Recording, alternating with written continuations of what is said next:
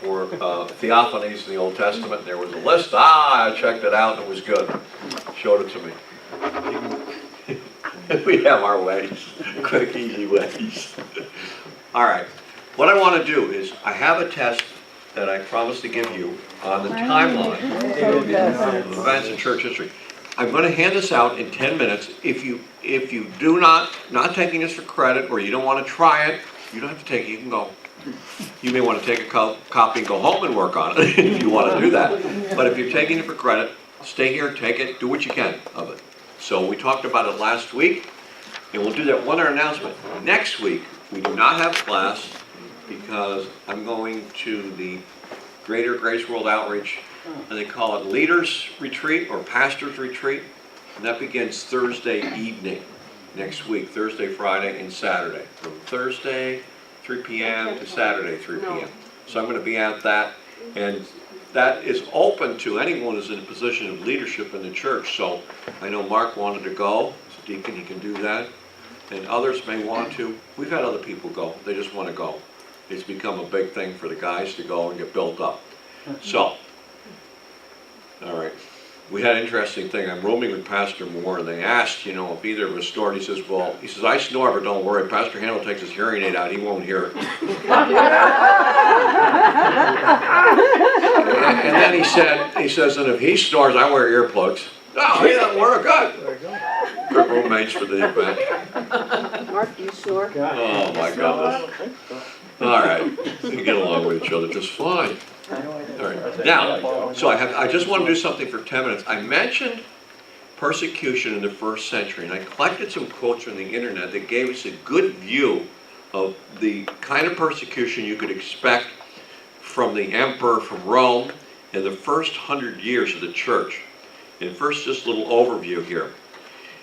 Because Christians refused to worship pagan Roman gods and refused to worship Roman emperors, they were often the object of local and imperial persecution. They were also persecuted by diaspora Jews, who often stirred up Gentiles against the Christians. This is the story in the book of Acts. Actually, some of you owe me some homework on that, persecution in Acts.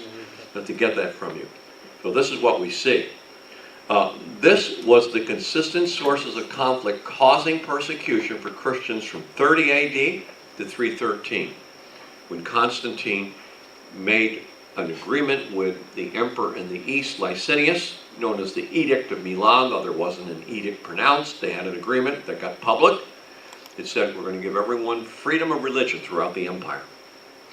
So, now, also about how many of these emperors went after the Christians, specifically, from AD 30 to AD 311. A period in which 54 emperors ruled the empire.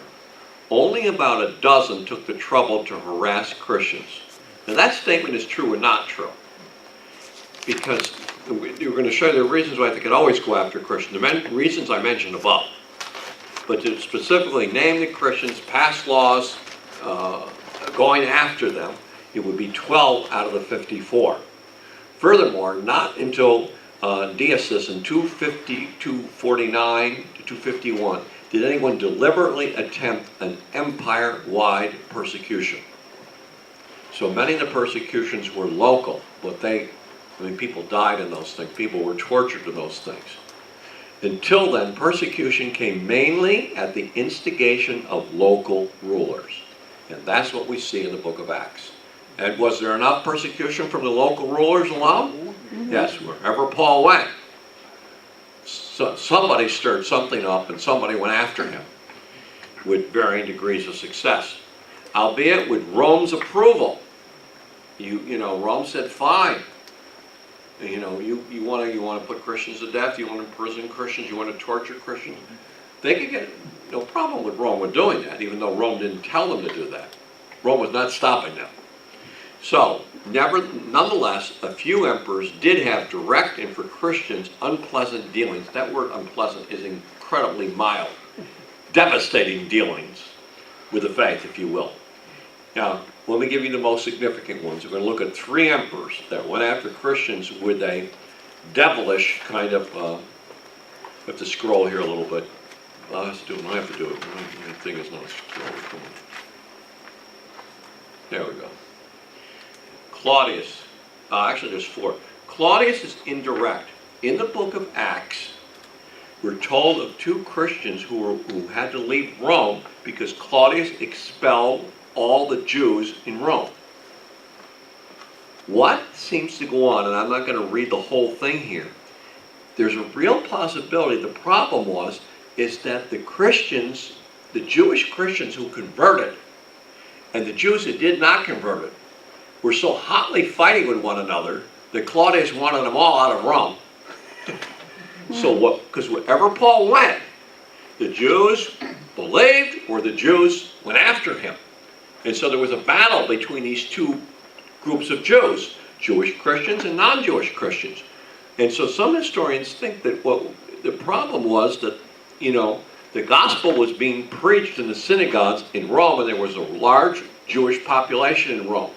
And some were believing and some were not, and then the argument got heated.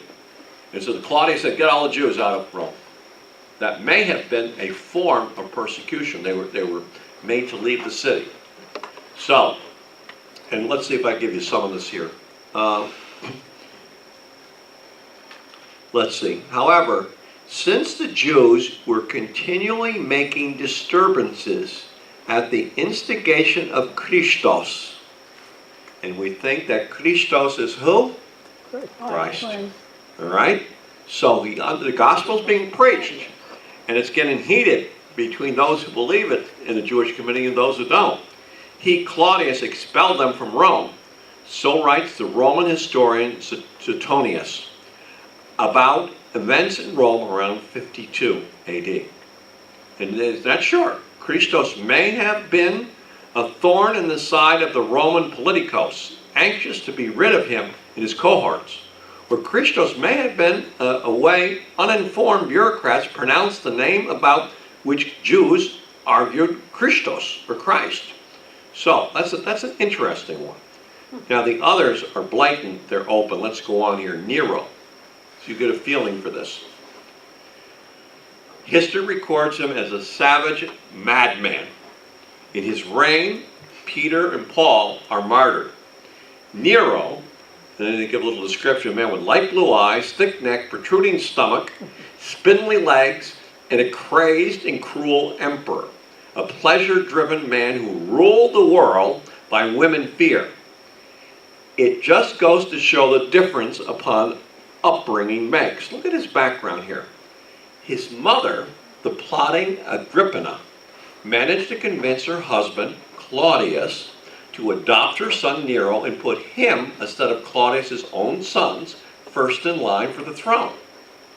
Maternal concern not satisfied, she then murdered Claudius and Nero ruled the world from age 17. When I've read on this, not all historians agree, but the best guess is that she had him poisoned. So she poisons her husband so that her son can take the throne. So we get the son of a murderer who is Nero, like mom he becomes. And let's see, this is not the only nasty things he did. He was not just nasty to Christians. Let me go on here a little bit. Eventually had his mother stabbed to death for treason and his wife Octavia beheaded for adultery. He then had Octavia's head displayed for his mistress, and her name is Poppaea, whom years later he kicked to death when she was pregnant. Oh my goodness. This is the character of this man who went after Christians.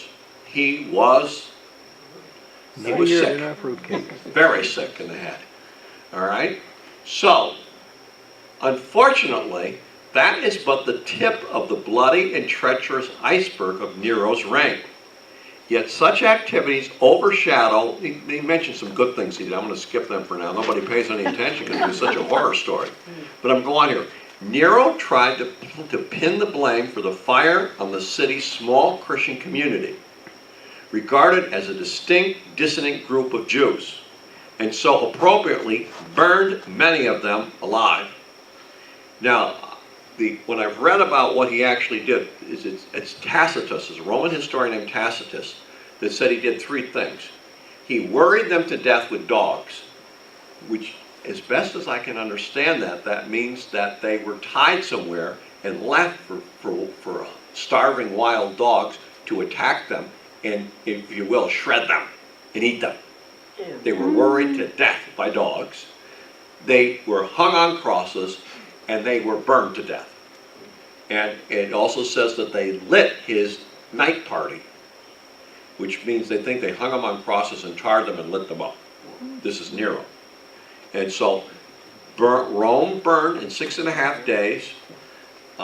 Nero was such a crazy man that people said that, you know, actually it's been said that he played his fiddle. He didn't play a fiddle, but he thought he had a wonderful voice and sang and played the lyre. And he actually had concerts where you either came or you could lose your head. So he had what we call a captive audience. But that he was playing his lyre and singing while, you know, while Rome was burning. So to squelch this, he blamed it on the Christians. And what I've seen further explanation is that what he did is he rounded up a group of Christians, tortured them until they would blame other Christians. Then he could bring them in and institute the whole group, and then he has all these confessions or people incriminating each other because they're tortured to say what he wanted. And then he just started burning people on crosses and, you know, leaving them to dogs. And it's just insane. By the way, how did he die? Committed suicide. Wonder why. It's really, you know, tormented by it's but this happened. And I mentioned this for one other reason. We're in the middle of a political debate and election. People are not real happy often with either candidate. Now I have my opinions on this. I don't see them as both equal, but there's someone I would wish for more to be running for president. But I remember this, neither of them is a Nero. Not yet. Okay? So, if Christianity could thrive when Nero was on the throne, can Christianity thrive in America, who seems to have lost its way politically? Absolutely. Okay. So you think about that. This guy is ruling the empire. That is a scary thought. And of course, the people outside the empire are called barbarians. But look who's on the throne. Oh, my goodness. The Prince of Barbarian. But when we crucify a guy who's accused of, slapping his wife, and this guy kicks his girlfriend to death, and he's the emperor. Anyways, now, not that the guy should slap his wife, he should not. But we make him out to be a Nero. Anyways, this is the news today. So, Domitian in 81 through 96. Okay? And some historians think he's the beast from Revelation. I don't want to get into that, but I want you to see what was wrong with this man. He was able in some ways. Domitian repelled invasions from Dacia, which would be modern-day Romania, something later emperors had difficulty doing. He also was a master builder and a joint administrator, one of the best who ever governed the empire. So he had a gift for administration. So, but let's go down. I'm just trying to do this brief. But there was something wrong with Domitian. He enjoyed catching flies and stabbing them with a pin.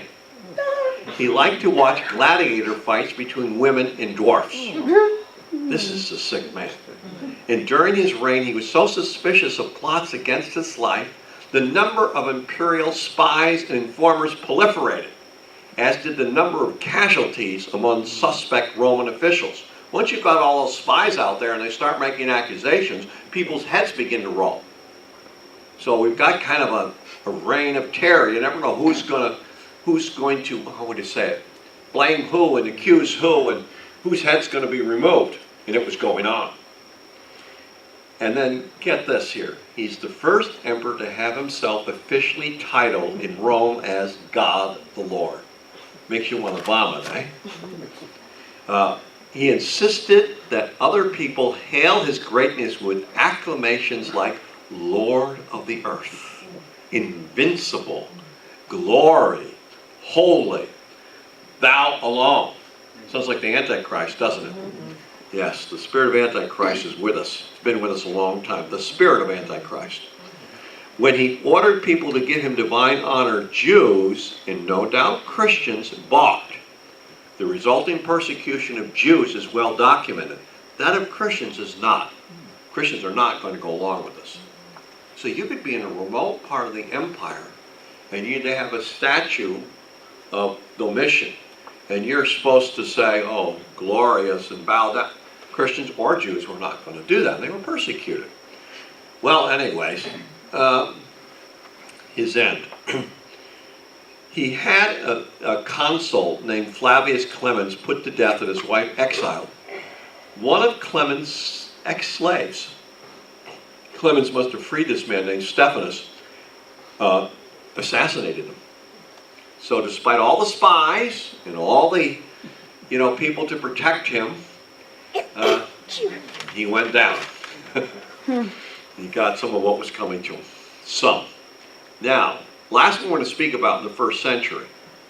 This is not just mild persecution. These were very sick men, and Christians for some reason got in their way, and the results were devastating. Trajan in 98 to 117.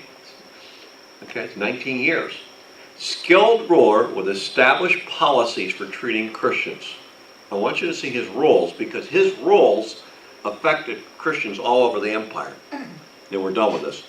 So well did Trajan rule that senators and emperors of the later empire wished that new emperors should be more fortunate than Augustus, better than Trajan.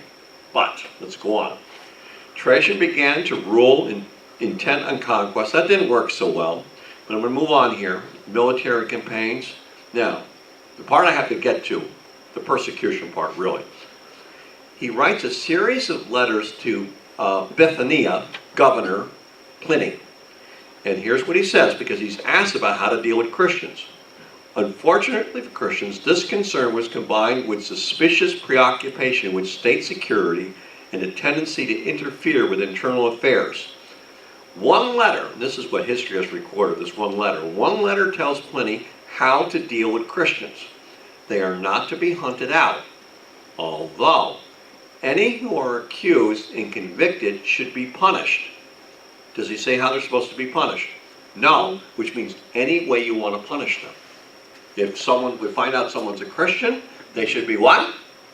They should be punished, all right? And with a proviso that if a man say he is not a Christian, it makes it obvious by his actual conduct, namely by worshiping our gods, then however suspect he may have been with regard to the past, he should gain pardon for his repentance. Here's how it works.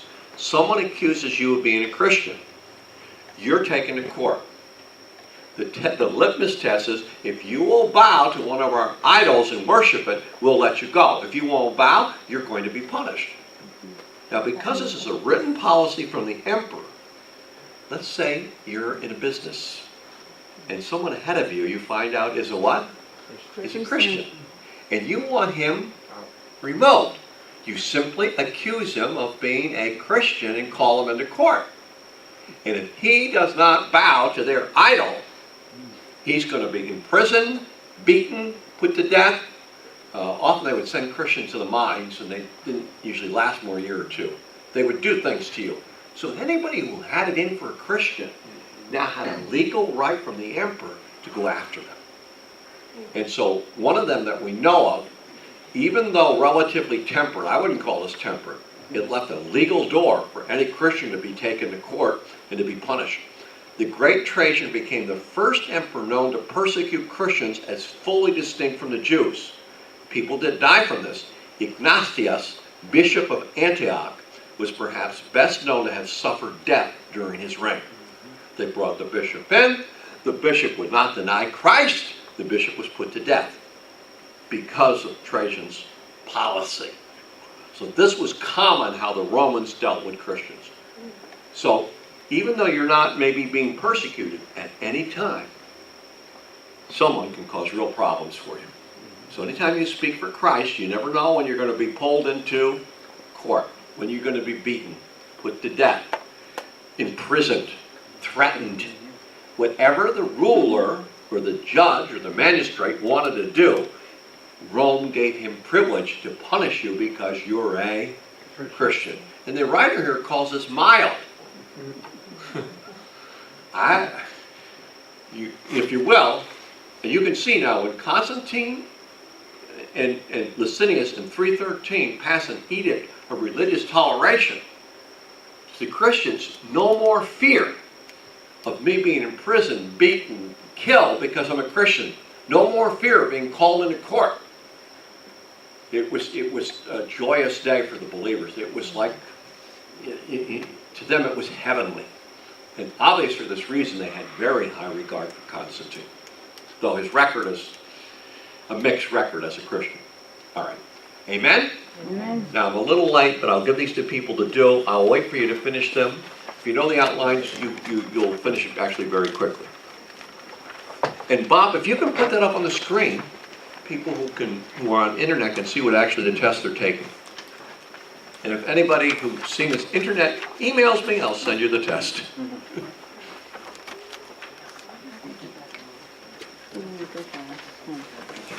Raise your hand if you want one to take or to do, either way.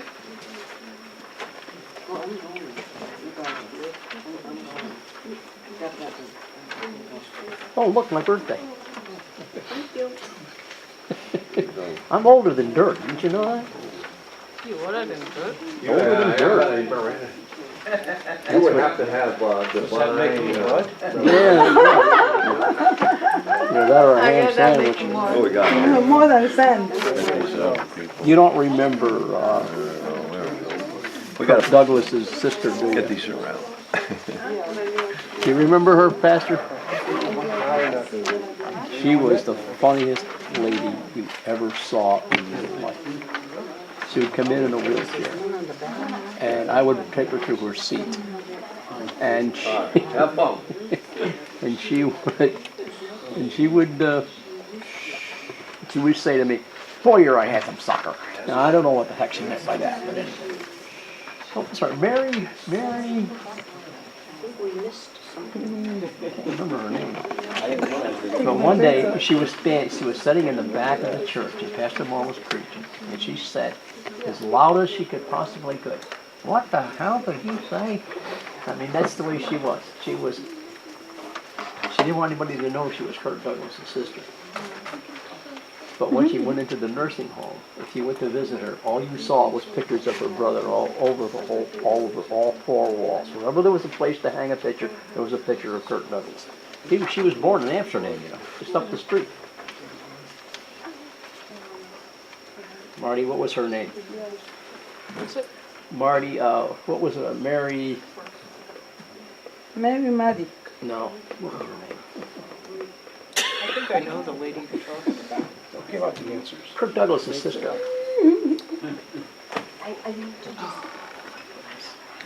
We're still taping. What was her husband's name? I'll tell her her name is. I don't know. She was in vaudeville. She was his sister. Douglas's sister. She was Kirk Douglas's sister. Sister, yeah. She was so funny. I thought it was too, but I'm not Yeah, every year was in for the first 2 or 3 classes. So okay, that's all I got to say. Yeah, because I thought you wanted to say. Life of the apostles. Who was that? What? That's not what, right? Yeah, it's on both sides. Oh, That's why I said, Can I take this home with me? that's why I said, Yeah, we're still taping. Yeah, we're taping. We're still taping. Well, thank you. we're still You're taping. very nice. No, you can't say if you take it home. I'm old. I got it. I got it. Homework? 13 minutes left. Homework, look at this. Wow. You got your homework? One of these for Donna. Oh, you want one for Don? Yeah, let me get one out first.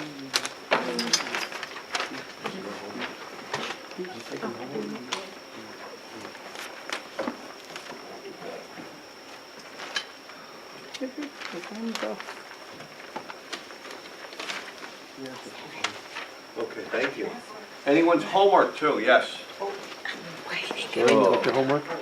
I just gave it to him. Oh. You weren't even looking. Those emperors had it all over me for administrative skills. Right But I don't persecute Christians. He's really already. I like it, you know, I like Yul Brynner's Spirit, right? line in Exodus. So let it be written, so let it be done. That's the way it was. Son, okay. Carol, These things. and let it be written, and let it be done. So let it be written, so let it be done.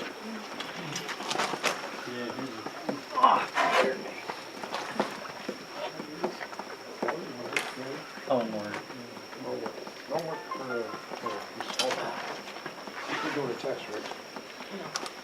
Dave? Thank you.